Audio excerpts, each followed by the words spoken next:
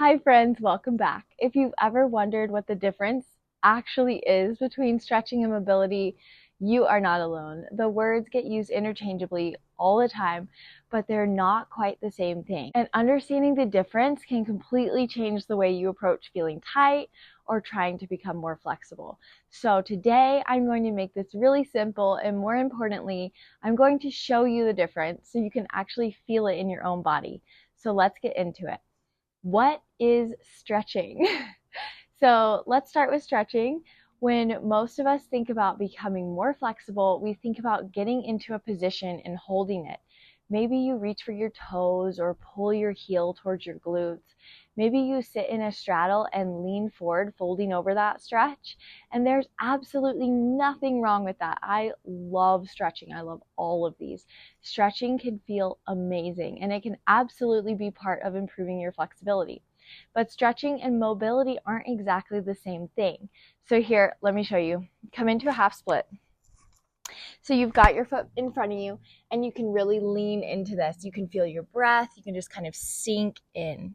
But then what happens when I start moving through this stretch, coming forward and back? I can actually begin to control the stretch within the movement.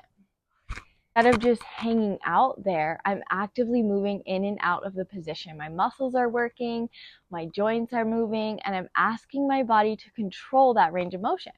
So that's where we start getting into mobility. Here's probably the easiest way to think about flexibility versus mobility. Flexibility is how much range of motion you have. Mobility is how well you can move through and control that range of motion. So you can actually be very flexible without necessarily having great mobility. For example, I can lift my leg up with my hand into compass pose. But what happens when I move my hand? My leg starts to come out. So clearly my body has access to a certain range of motion, but once I take my hand away, my body has to create that position on its own. And that's a very different challenge. So this is one of the reasons I love mobility work so much. I don't just want my body to be able to get somewhere. I want to be able to feel strong and comfortable moving there too. So why does this matter so much for moms?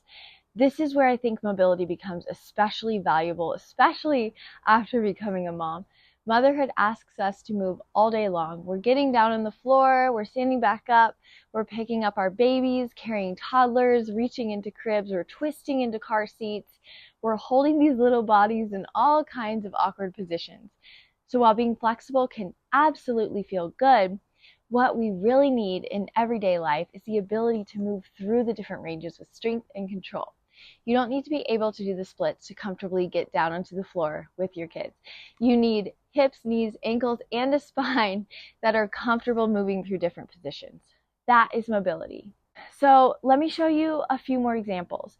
These are a few simple ways you can start thinking about this in your own movement practice. The first example is your shoulders. You can definitely pull your arm across your chest for a great stretch here. And that's a wonderful way to hold a stretch. But then what if you take your arm out to the side and circle it all the way through a big, slow range of motion?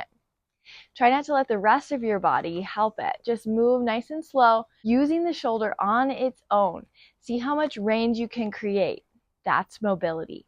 And you may notice that sometimes your active range is smaller than you expect, but that is absolutely normal. The second example is a yogi squat. So I can come into a yogi squat right here and just let gravity kind of help me sink into my hips. Nothing wrong with that.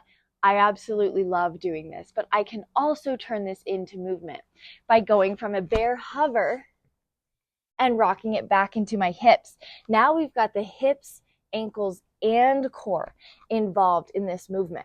And that is a much more active experience. Your last example today is going to be a seated twist. So I can easily just take my arm and press it into the thigh for a nice big twist. But what if I make it more active and do a thread the needle here, lifting my arm up, threading it through, coming back up, and opening up here.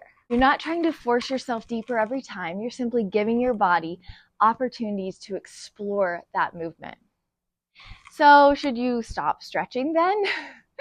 Absolutely not. Definitely not.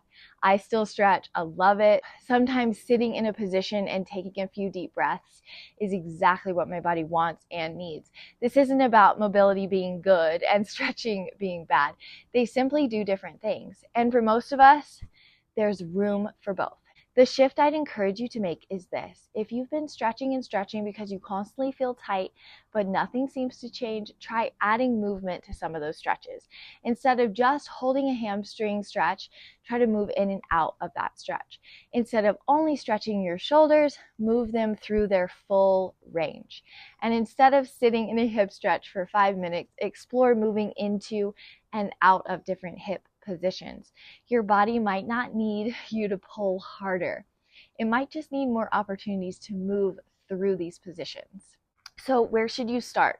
You don't need to completely change your workouts.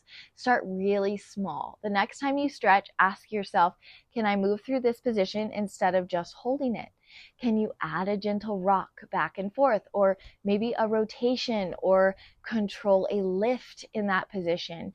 Can you move into the position, back out of it, and then return? Those tiny changes are such an easy way to begin incorporating more mobility into the movement you're already doing. And remember, you don't need to be extremely flexible to work on mobility. Mobility is for everybody. So if you remember nothing else from this video, remember this: flexibility is about the range you have, and mobility is about how well you can move through and control that range. And you don't have to choose one or the other. Stretch, move, rotate, build strength, twist, explore what your body can do. Because the goal isn't to just become more flexible. It's to have a body that feels capable, confident, and free to move through your everyday life. If this was helpful, make sure you subscribe. I share new mobility classes and practical movement tips for moms every single week. And if you want to actually feel the difference instead of just hearing me talk about it, I'll link my 10-minute morning mobility flow and upper body mobility flow below so you can come move with me. Thanks so much for watching, and I'll see you in the next one.